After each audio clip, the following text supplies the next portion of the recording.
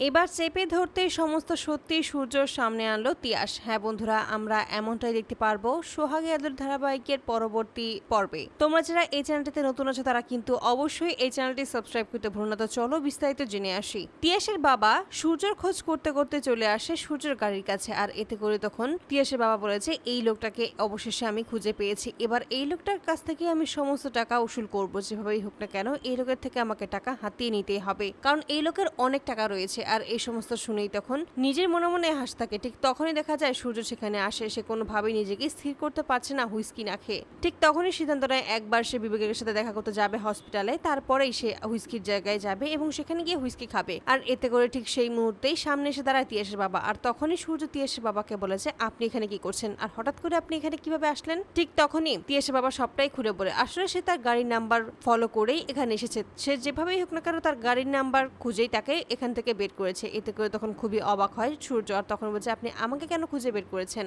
তখনই বলছে আমাকে আপনাকে টাকা দিতে হবে, আর তাহলে আমি সবটা খুলে বলবো। এতে করে আরো ক্ষিপ্ত হয়ে যায় সূর্য, কিন্তু কিছু না বলে সে টাকা দিয়ে দেয়। আর এতে করে বলছে আমি আপনাকে সেদিন ওখানে নিয়ে গিয়েছিলাম, আমি আপনাকে মদও খাইয়েছিলাম, অবশ্য আপনি খেতে পারেননি, এটা আপনার ভুল, আমার তো নয়, তাই জন্য আমাকে আপনার টাকা দিতেই হবে। আর এই সমস্ত বলে ওর কাছ থেকে অনেকগুলো টাকা হাতিয়ে নেয়। তখনই বলছে আপনি এই সমস্ত কাজ কেন করেন, আপনার পরিবারের দিকে আপনি খেয়াল রাখবেন না। এতে করে বলছে আমার পরিবারের দিকে খেয়াল রাখার জন্য আমার মেয়ে রয়েছে, জানেন আমার মেয়ে খুব বড় একটা বাড়িতে কাজ করে। এতে করে তখন অবাক হয় সূর্য, বলছে তাই নাকি, তাহলে কোন বড় বাড়িতে কাজ করে আপনার মেয়ে। ঠিক তখন বলছে মল্লিক বাড়ি। মল্লিক বাড়ির নাম শুনে অবাক হয়ে যায়। ঠিক তখনই বলছে কি সমস্ত বলছেন, সত্যি সে মল্লিক বাড়িতে কাজ করে। ঠিক তখন জানায় যে হ্যাঁ, এবং তখনই তিয়াসের একটা ছবি দেখতে চায়। আর এতে করে তখন তিয়াসের ছবি দেখালেই হতভম্ব হয়ে যায় সূর্য। ঠিক তখনই বুঝতে পারে সমস্তটা হলো কোন একটা কার সাথে। ঠিক সেই মুহূর্তেই সূর্য নিজেই তিয়াসকে ফোন করে এবং তিয়াসকে ফোন করে তিয়াস তখনই ছুটে আসে বাগানে, এবং বাগানে এসেই তার বাবাকে দেখেই তখন চলে যেতে নেয়। ঠিক তখনই তার বাবা বলছে তিয়াস তুই কোথায় যাচ্ছিস, তুই এখানে আয়, তুই ওনাকে বল যে তুই মল্লিক বাড়িতেই কাজ করিস। এতে করে তখন সূর্য ডাকে, আর তখনই ভয় পেয়ে যায়। আর তখনই সামনে আসতে বলছে তুমি সত্যি করে বলো যে ইনি তোমার বাবা কিনা। এতে করে তখন আমতা আমতা করতে থাকে তিয়াস।